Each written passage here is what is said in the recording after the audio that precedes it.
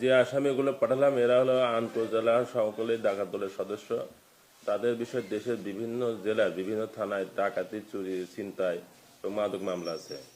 তারা গতকাল এই থানায় একটি ডাকাতি পরিকল্পনার জন্য ঘাটান্দি একটি বাড়িতে অবস্থান করছিল। এই গোপন সংবাদের ভিত্তিতে আমার থানা চৌকস দুজন police officer, sub inspector Nazrul এবং সাব ইন্সপেক্টর রুবেল মিয়া সঙ্গে ফোর্সসহ তাদের হাতে নাতে অস্ত্র সহ এবং গৃহ ভাঙা সরঞ্জাম সহ দিয়ে তাদেরকে গ্রেপ্তার করে সুতা এবং মাদক।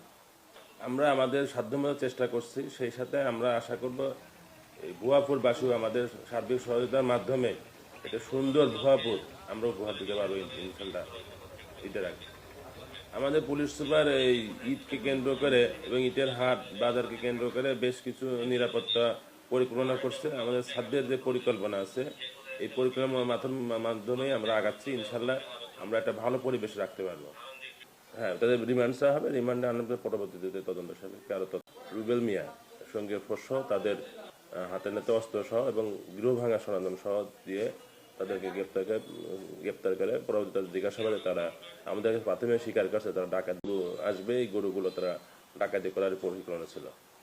ম্যাক্সিমাম মামলায় হলো ডাকাতি, খুন সহ ডাকাতি, চুরি, দস্যুতা এবং মাদক। আমরা আমাদের সাধ্যমতো চেষ্টা করছি, সেই সাথে আমরা আশা করব এই ভুয়াপুরবাসীও আমাদের সার্বিক সহযোগিতার মাধ্যমে একটা সুন্দর ভুয়াপুর আমরা উপহার দিতে পারবো ইনশাল্লাহ ঈদের আগে।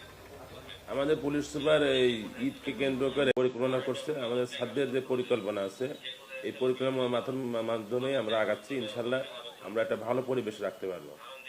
হ্যাঁ, তাদের রিমান্ড চাওয়া হবে, রিমান্ডে আনন্দের পরবর্তীতে তদন্ত সাপেক্ষে আরো তথ্য ইনশাল্লাহ পাবো। আমরা উদ্দেশ্যে সমবেত হয়েছিল এই ঘটনার সাথে তারা সহ আরো বেশ কয়েকজন জড়িত আছে, এই জেলা সহ জেলার বাইরে ডাকাত।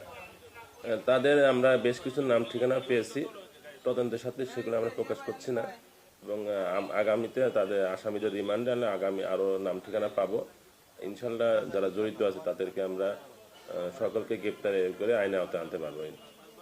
এদের হলো বেসিক্যালি এদের গরু চুরি বা ডাকাতি